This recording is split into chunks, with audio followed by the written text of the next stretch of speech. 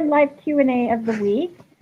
I'm Tracy Matson, certified professional dog trainer and behavior consultant.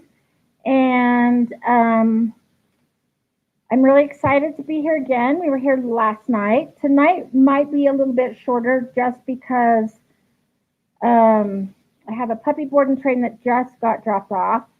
And when you guys get on, I'll show him to you. He's adorable. So if I seem distracted, I'm not. Well, I kind of am. But I'm watching him to make sure that he doesn't um, chew anything up. Oh, he's actually laying down. What a good boy. Good boy, Wally. So I did have him tethered to me. They were supposed to drop him off at 2. So I thought, okay, we'll have plenty of time for him to go potty, settle in. And then they got hung up, and so then now they weren't coming till 4. They didn't get here till 4:30. So that only gave us like a half hour. So we did go potty, but I'm kind of watching him because he's exploring his new environment, checking everything out. And hey, good boy. So you'll probably see me training a puppy while we're doing the live. And I was just texting Pupford to see if we could do another treat giveaway tonight, since we did one last night, and they said yes. So if you join tonight, your name will go into a drawing for a free bag of Pupford training treats. So you'll have another chance for treats tonight. Hopefully, if we get people on. Last week, we did a live on Thursday, and we had a lot of people out. We went for almost 2 hours, which was super fun. I love doing these, but I don't know if I'll be able to go as long tonight. This puppy, just to give you some background and some training advice, this puppy is free fed and has never been in a crate. So guess what the first 2 things are that we are going to be doing for the next 5 days. The first thing we're doing is crate training. And the second thing is getting him on a schedule because I have 4 other dogs here. I cannot free feed. So I did one private in their home, and I noticed that they had a food bowl. So I recommended that they not free feed, but I don't think they took my advice, which is fine. But when I have puppies here, I can't free feed. My dogs, for one thing, would eat all their food because they're usually on puppy food. My dogs are on adult food, and so they would all want the puppy food. So I can't free feed. And it's going to be interesting tonight, because this puppy is going to be in a crate hi Nicole, for the very first time in his life. He's about 4 months old. Never been crated. Nicole, I'm just writing down your name. Nicole, you're the only one so far, so if nobody else comes, you'll be the winner. Anyway, so tonight he's going to have to be in a crate for the very first time. Oh, Brian. Hello, Brian. And it should be really interesting. We may not get any sleep, but the first thing that I always do when I have puppies come and board and train with me is start crate training. And they don't believe in crates, but when I have to leave during the day, I crate. For number one, for safety, I trust my dogs totally, but I've never had an incident, and I want to keep it that way. And so just for safety, I always crate dogs when I leave. I mean, like one of mine or 2 of mine might be loose, and most of mine would be in the yard.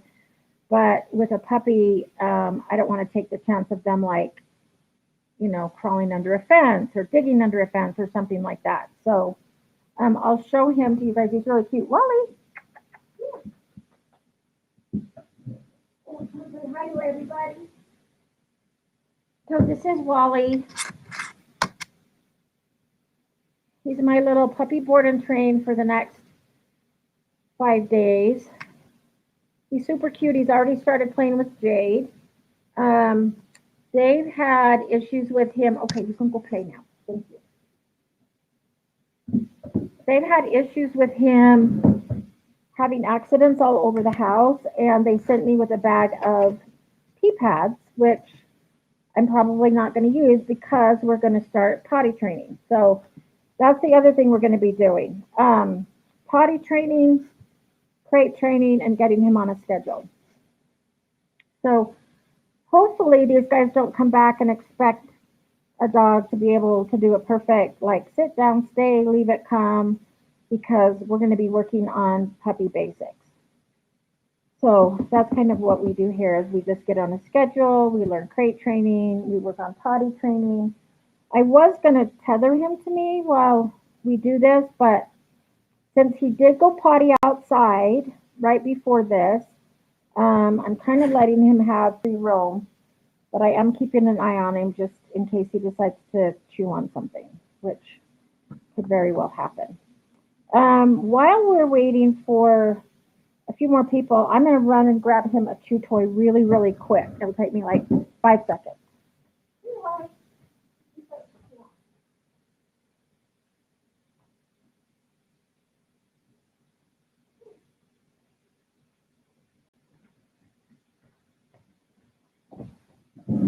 Sorry, that was probably more like 10 seconds. Oh, Jake's decided. You guys, these are toys you don't even like. Oh, now my dogs decide they want them. They never chew on these. Okay, you guys move. Look, this is for him. Here, you want that? Oh, there you go. Okay. Let's run that. Jake, good boy.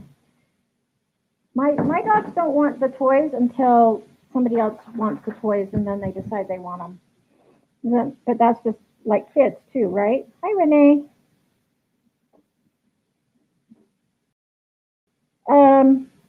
So what questions do you have that I didn't answer last night? Oh, Brian, just curious, did you go on the trail today with Peyton? How did it go? And did you meet the dirt guy again? Because I hope that you did it. I was thinking about that. Hopefully everything went okay today. So let me know if you did a hike today and if you went on the same trail. And hopefully you didn't see that guy. Oh, I was going to bring in I moved all my stuff to my other bag. I was going to show you the stuff I carry, but it's out in my car. Oh, good. All good. Cool. Yeah, I kind of have it with me just for when I work with aggressive reactive dogs. And so I just kind of have it on my, like attached to my treat belt. And then when I go on hikes, I try to take it with me just for that reason. So, but I'm glad you went and that it was all good and that you didn't see him.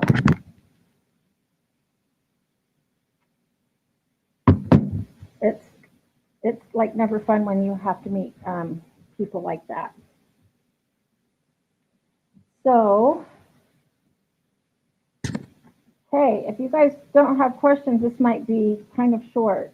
I think I talked so much last night that I don't really know what else to talk about other than puppy puppy stuff, just because I'm starting a new one today. It's funny, I have a Wallace, a Wally, and a Winnie all in the next like 2 weeks boarding and training. So I'm like gonna get all my W's mixed up. Oh, had a deer in the middle of the trail. Yes, that can be scary.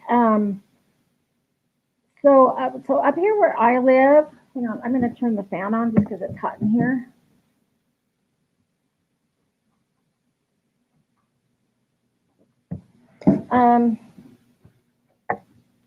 I've been hiking before and seen moose, and have had a moose in the trail before and had to like stop and wait.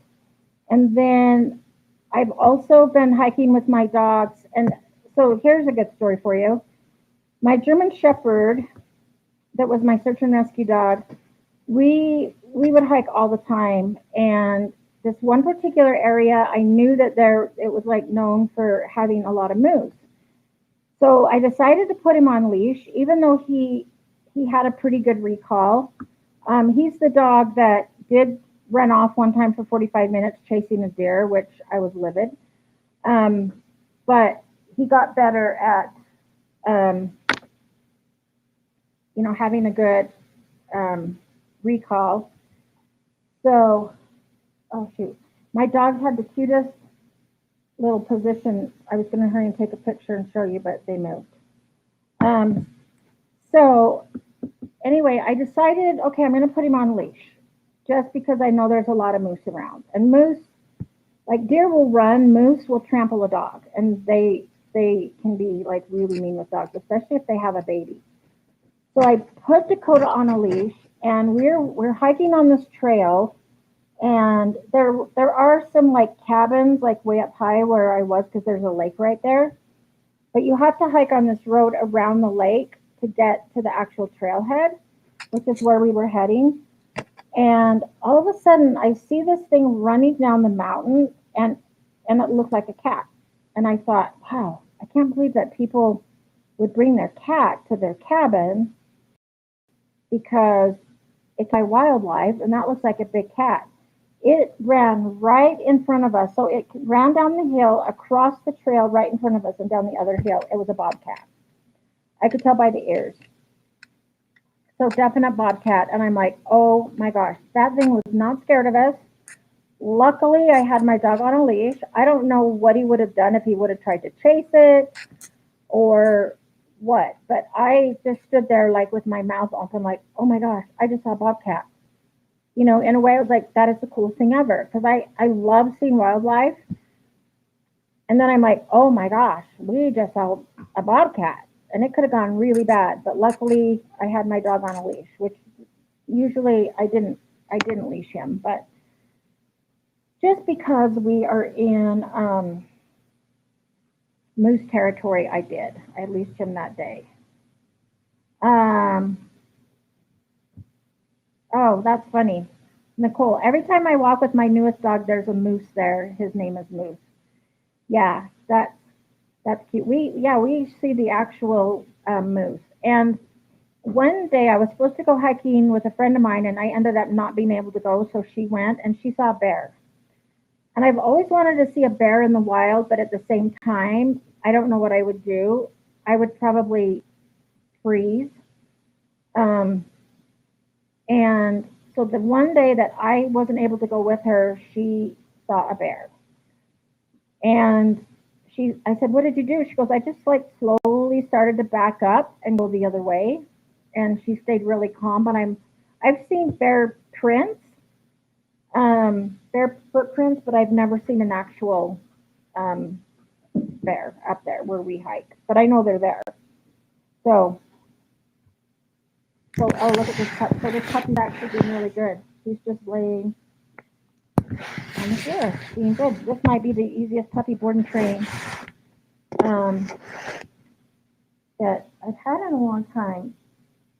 No offense if any of you have doodles, but it seems like my last 5 board and trains have been doodles, and they are so much work. I just had a doodle go home this morning, and you have to watch them like all the time. This one, it's really not her fault. It's more her owner's fault for not spending enough time with her. So he travels a lot, and so she does a lot of board and train here. And she's really good, but she's just, digs holes in my yard, even though I have digging pits, and I have one area where the dogs are allowed to dig, and we do, training and enrichment and all that stuff. But she's kind of getting to that teenage adolescent stage where she's kind of like pushing the boundaries, and she is a lot of work. So I was kind of happy that she went home today. And then when these guys showed up, I'm like, oh, thank goodness, I get a break from the doodles. So I love doodles, don't get me wrong, but they can be hard. They can be they can be hard. Oh, Nicole, your mom's dog is a doodle. So you know because you've trained your mom's dog. Um, so I have to tell you a funny story. If you guys have questions, feel free to type them in. Otherwise, I'm just going to chat. Um, so I was at church on Sunday, and I was sitting by this girl that I know, but I don't really know a ton about her. And she was asking me about dog training. Jade is a service dog in training, so she goes to church with me. And we were sitting there, and she was kind of asking me about training, and I made a comment about because she says, well, what breed do you work with the most? And I said, well, I do work with a lot of pit bulls just because that's like my breed, and the name of my business is Three Little Pits. So if anybody has issues with pit bulls, they tend to call me, and I love working with the breed. I said, but it seems like everybody has doodles these days. And she says, now be nice because I breed Bernedoodle. And I'm like, oh my gosh, please tell me that you don't. Because this is just my opinion, but I kind of feel like, at least around here, they're being overbred, and we're starting to see some neurotic doodles. In fact, I had a veterinarian call me one day, and she said, "So, are you busy seeing all of the neurotic doodles in our valley?" And I'm like, "Yes." Part of the issue is that a lot of these dogs, people got during COVID, and then didn't take them out, didn't socialize them, and so now that people are starting to go back to work or working from home and can't spend all their time with their dog, now they're seeing behavioral issues. So it's not the dog's fault. It's not always the owner's fault. It's kind of sometimes I think it's a breeding issue. It's like it's COVID, lack of socialization, stuff like that. But so yes, of course I would make a comment, and she's like, "It'll be nice. I breed Bernedoodles, and I didn't know she bred dogs." But that being said, she is a very responsible breeder. She could charge a lot more for her dogs, but she doesn't. And three of their puppies have gone on to be service dogs. So one is a seizure alert, one's a psychiatric service dog, and the third one I can't remember what the third one is. And then she texted me and wanted to donate one of their puppies to our service dog program, which I thought was super nice of her to do that. Because she sells her dogs for $3,500, so it was basically a $3,500 donation. I don't know if we're going to be able to do it because right now our program's really new, and our dogs have to be in foster homes, or don't growl, it's okay, or it's with a rescue. So there's a liability, when we get a dog donated to us, there's like a liability issue and stuff. So I don't know. Nicole, see, I thought it was just the Weimaraner. It could be because I used to do search and rescue with a Weimaraner, and that dog was super hyper, but it was a ski patrol dog and did avalanche recovery, and so that wanting to like work came in handy. So does anybody know what if you just heard me talk to Jade? I did a bad thing.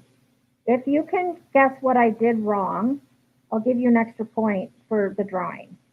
As soon as I did it, I'm like, I shouldn't have done that. But I want to see if you guys caught on to what I did.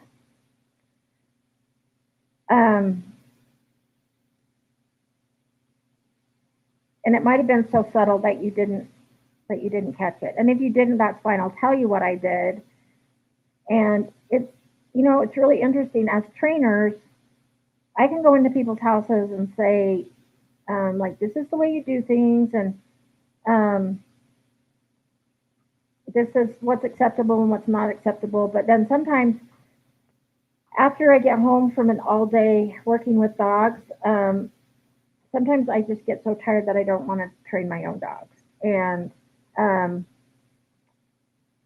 which is not an excuse, but yeah, I made a major mistake that I always tell people not to do. Um, hey, good, Nicole didn't hear me. See, I didn't even have to tell on myself.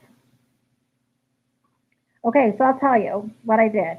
So I had this puppy sniffing around, and I tried to give the puppy something to chew on, and then, of course, Jade decided she wants it when she never wants the toys. And Jade's chewing on a toy, and the puppy got close. Hi, Anita, again. Um, and Jade growled. And I turned around. Now, I didn't yell at her, but I just turned around and I said, Jade, don't growl. But it was appropriate because all Jade was doing, and I didn't, luckily, like, I didn't yell at her or get mad at her. Um, but I should have just let the two dogs, like, have a conversation. Um, I know Jade wouldn't like attack the puppy or anything like that, but what she did was appropriate because she had the bone and the puppy went up to her and Jade growled, just saying, hey, this is mine, you need to back off. And I turned to just make sure everything was good, and it was. And so I didn't really, the puppy backed away. So that was totally appropriate. Jade said, hey, this is mine. And so the puppy's like, oh, okay, and backed away. So I didn't even need to intervene. But it's sometimes like second nature to just say, don't growl at the puppy. Um, but again, it was appropriate because she had the toy, the puppy got too close, and Jade was just saying, this is mine, you better back off. Um, so, yep, totally fine. I'm looking to see if there's a toy close by that I can give the pup since Jade took the toy that I was going to give to her. Oh, here it is. Hey, Wally. Wally. Here, come chew on this one. Yeah, you can chew on that one. There you go. So now they both have one. Um. Oh, hi, Maria. Yay, we have a question. I'm just going to write your name down. Okay, my once super friendly dog has recently decided to assert her dominance and or kind of attack random dogs. Not a specific type or size. We live in an area where letting the dogs off leash is the norm. I now put her on leash. Sorry, I just scroll up. I now put her on leash as soon as I see a dog we do not know or a dog she has shown aggression towards, but I'm wondering if I'm making it worse by being cautious about her meeting or getting close to new dogs. Um, how should I handle the situation? Um, okay, that's a really good question. So at about 19 months, your dog is a year and a half, and that's when we start to see aggressive behavior. And there's some most dogs are more reactive on leash because we we take away their flight option. So if dogs sense fear or a threat or they're fearful, they'll either fight, flight, or freeze. Um, and so, like on leash, a dog's like, okay, I feel threatened and I can't run away, so I'm going to react. Hey, Wally, over here. Wally, you get your toy, she'll growl at you. Um, so is it over, like, does your dog just run up to other dogs and start to growl, or is it over like a stick or a bone or a ball or anything like that, or is your dog just running up? So I'll give you a good example. Um, so this, I was going to say, this puppy keeps going up to Jade, so you may hear Jade like snap at him in a second, which is still appropriate because she's giving good warnings. But actually, Wally just laid down and is chewing on a toy, so he's good. Um, so so today I had to go work with a dog, a client's dog that was doing Jade. Now he's not even hurting you. Um, so I had to go work with a client's dog, and we do these off leash hikes, and there's probably 10 or 15 dogs. And I always bring my dog, one of my dogs, I bring Jade when we go because she gets to run around and have exercise, and I don't really have to watch her while I'm working with the client's dog. And she did great. Like with 15 dogs, she was perfect. She let dogs come sniff her. She ran around. She kind of just does her own thing. But last week at two of my classes, two different people walked in with a standard poodle, and Jade immediately started to kind of bark and growl. And I'm like, and she never does that. I'm like, what is up with you? And then when we did the off leash time, like she's met these dogs before, but I let her off leash when we did playtime, and she ran like right up to one of the um, poodles and kind of snapped at this dog. So I put her on leash. So what you did was right, because I'm afraid that had I not intervened, um, it could have gotten worse. Like either Jade would have not backed off, or the other dog would have said, "Yeah, I don't think so," and then we would have had a dog fight. And I don't ever let it get that far. So I think what you did was right, is to put your dog on a leash. So if you're ever like unsure, um, then I would put your dog on a leash. And then I would start to work on a really good recall. I would start working on the engage disengage. And if you need the handout for that, just email me, Tracy with an I at pupford.com, and I'm happy to email it to you. So a good example would be like, let's say you're hiking and you see an off leash dog, so you put your dog on a leash. I would stop right there and do like, look at the dog, click treat. Now, if your dog starts to react, so lunge, growl, bark, then you need to say, okay, let's go, and you're going to back up and go the other way. Um, so, because if your dog is reacting, then it's too close. So then you would back up. But if your dog is calm and just looking at the other dog, you can click and treat for just looking, click treat. And then like look at the dog, click treat.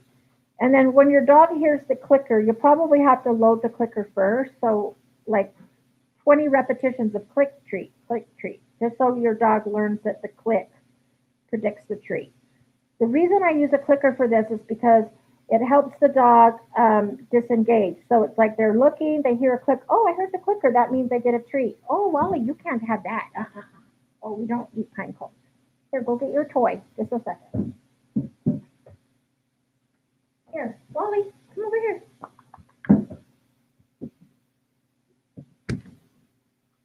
Doing that. It's a good thing we're in a dog group here, so I can train this puppy. So they hear the click. So the click's not an attention getter, but it is marking the dog just looking. Funny, this puppy like really wants Jade's toy. Hang on.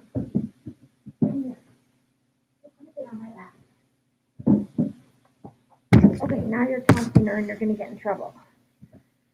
So, so what you're marking is the dog looking at another dog and staying calm.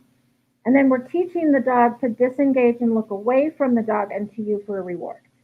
So, and then eventually we want your dog to learn to just like look at a dog and disengage on his own. Like, oh, mom, there's a dog. So where's my treat? And by the way, there's a dog. And then eventually you can get closer and closer until you can teach your dog like how to appropriately meet other dogs. So some other things I would want to know is she spayed? And try to start to notice if she's going after other females or males or specific breeds. I know you said it's random, but start to like notice if there's any similarities, like always females or always males, or um, something like, or dogs that are bigger than her or dogs that are smaller than her, or something like that. Um, but then I would start to work on that engage disengage. So, but I think you're doing absolutely the right thing by putting her on leash. If, whoops, sorry, she just pushed the button. Don't push buttons on my computer. I think you did the right thing in just grabbing her and putting her on leash if you see random dogs. Now, one other thing you're going to want to be careful of, though, is if you live in an area where there's a lot of off-leash dogs, you're going to have dogs running up to you sometimes, which could be problematic if your dog doesn't like dogs running up to them. So I'm actually working, you got to get down, go to your toy. I'm actually working with a dog right now that doesn't really know how to appropriately meet other dogs and will like run up and jump right on their face, and then the dogs get mad. So we're doing a lot of the engage disengage with this dog until we get up close enough, and then we're teaching the dog to do a butt sniff, maybe a genital sniff, and then like a 2-second sniff, and then we take him away and praise him. And then we'll let him go back and greet again. So you could eventually like do something like that.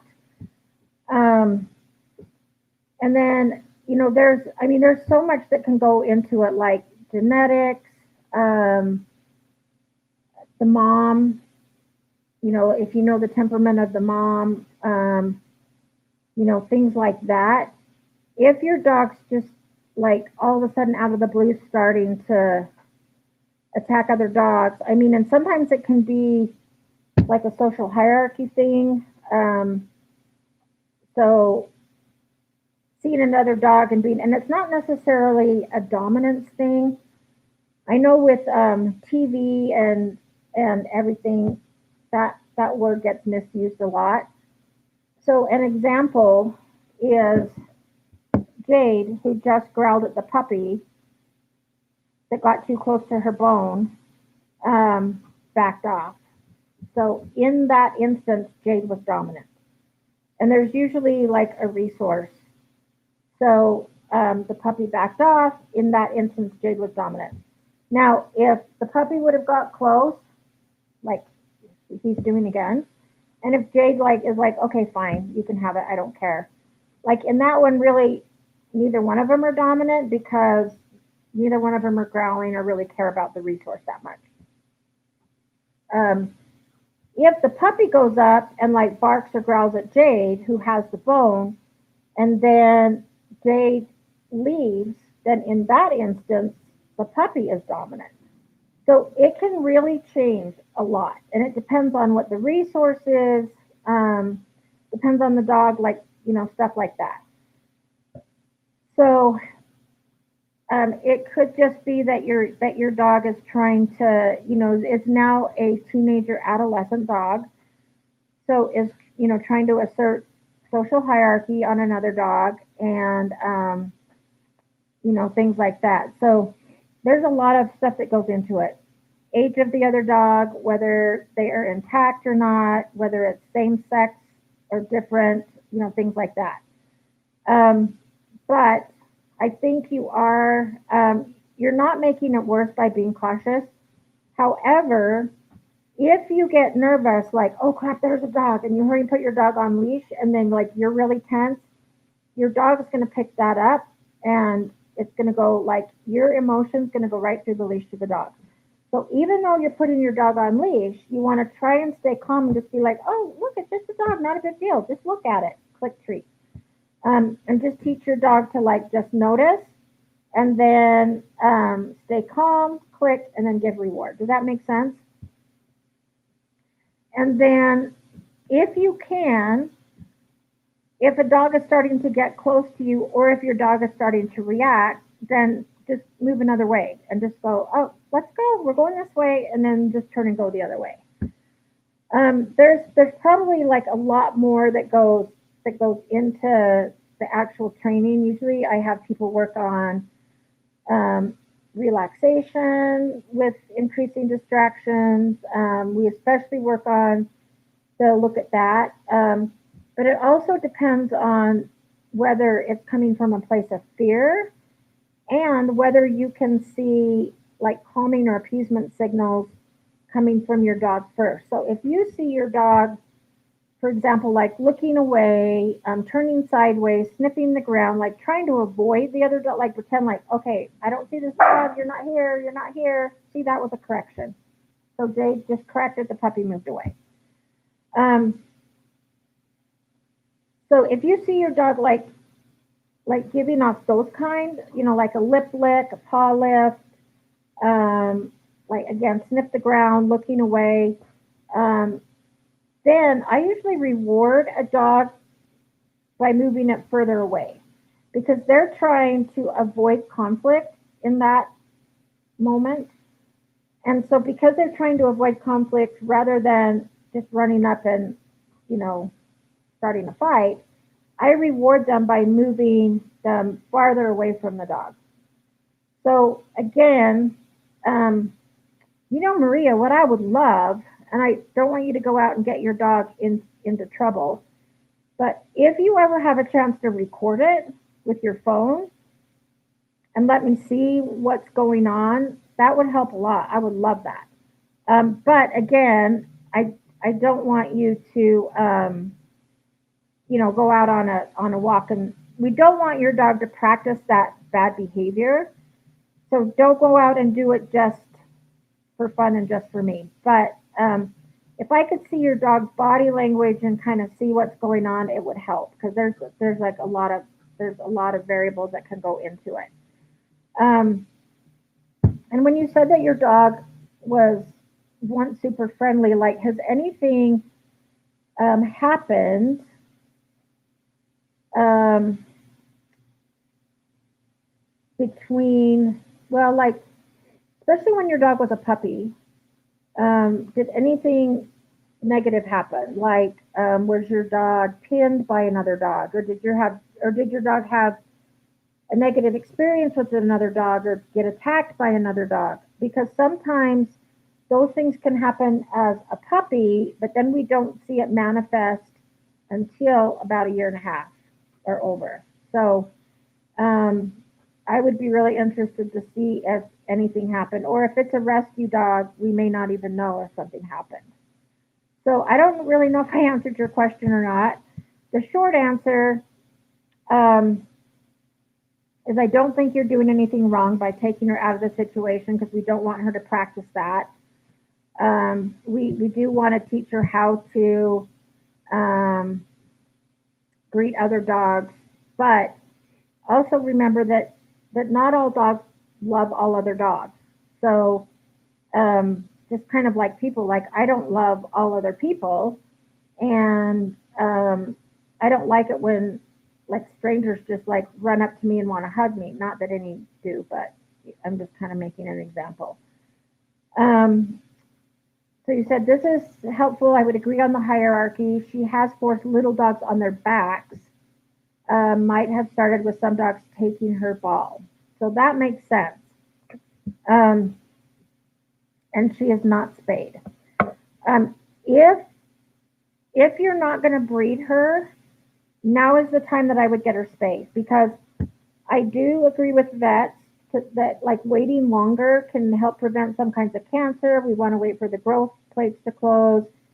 But as soon as I start to see behavioral problems creeping in, that's when it's time to get your dog spayed or neutered.